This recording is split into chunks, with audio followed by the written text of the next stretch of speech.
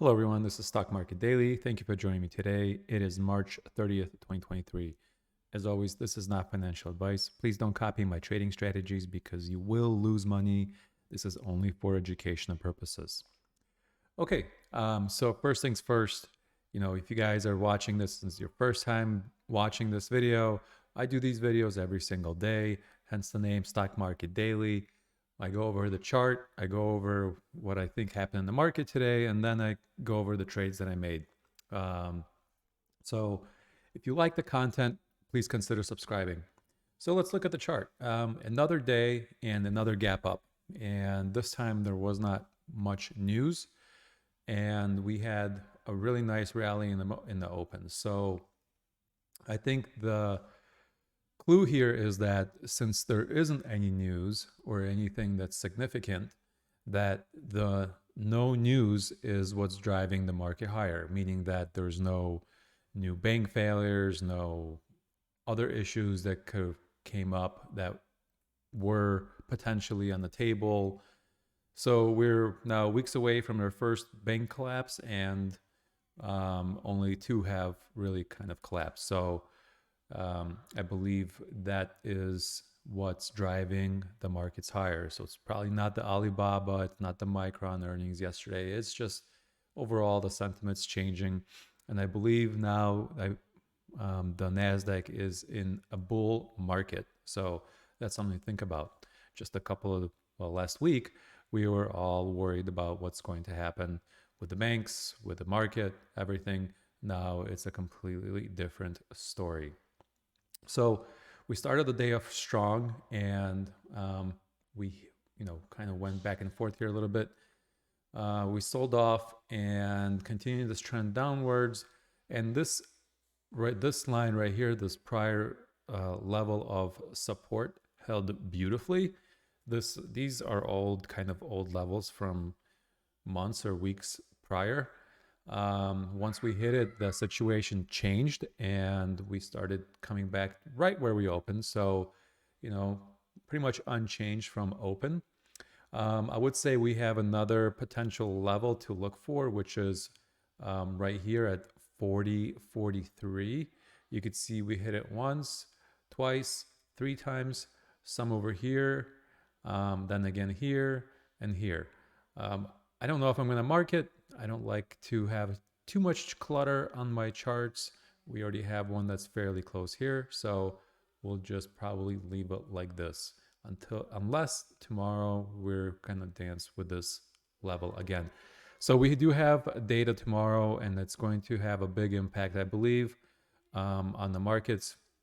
So I was very kind of careful trading on the put side after this large run up that we had.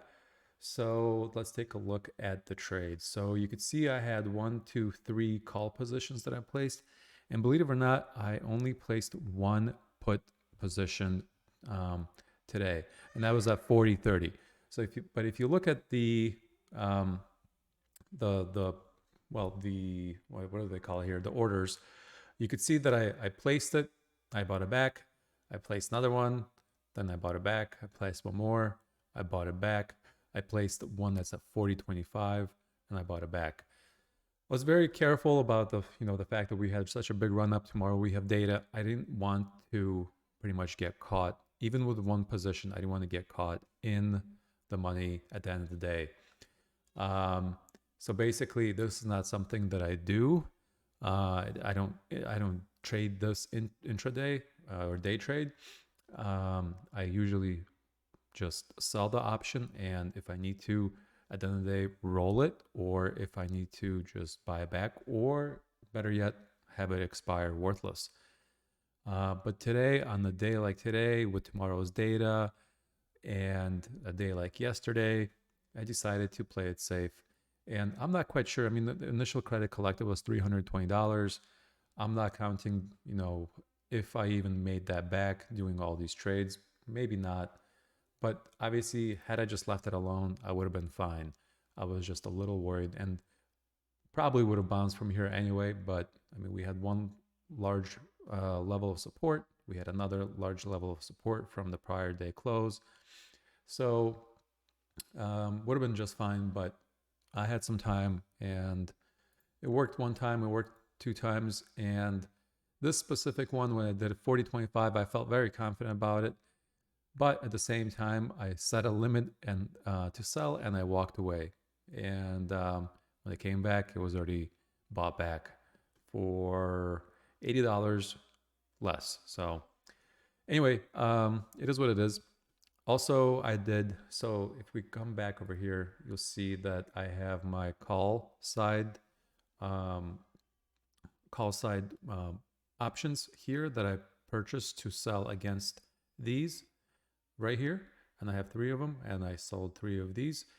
I bought these right here a long time ago. I bought them weeks ago. So now that they're expiring today, during the day I placed the trade, and I went out as far as April 27th, and I bought the 4600s, and I paid $15 per contract. You can see that here. I paid 15. I bought 3. I paid 15 per contract.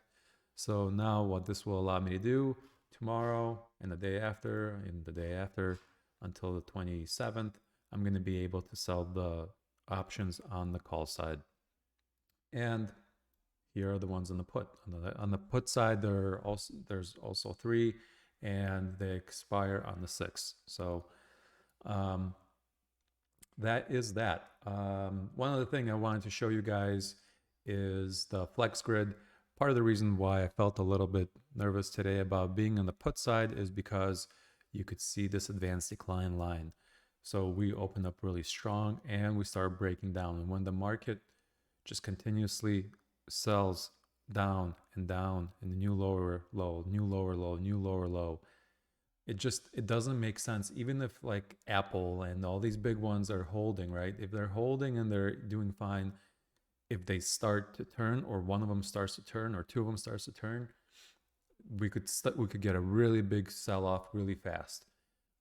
So in this case, it didn't happen. Everybody, all the big tech companies kind of held their level, but the rest of the market sold off. So there's a reason, so there's a reason why I was getting in and out of that trade. I wanted to capture the premium, but it's better to be safe than sorry. And for me, I like to be consistent, and I like to have my results being the same day in and day out. So all in all, the strategy is still working. For the day, I made $810. So counting everything here, even subtracting the $45 for these options, ended up with $810.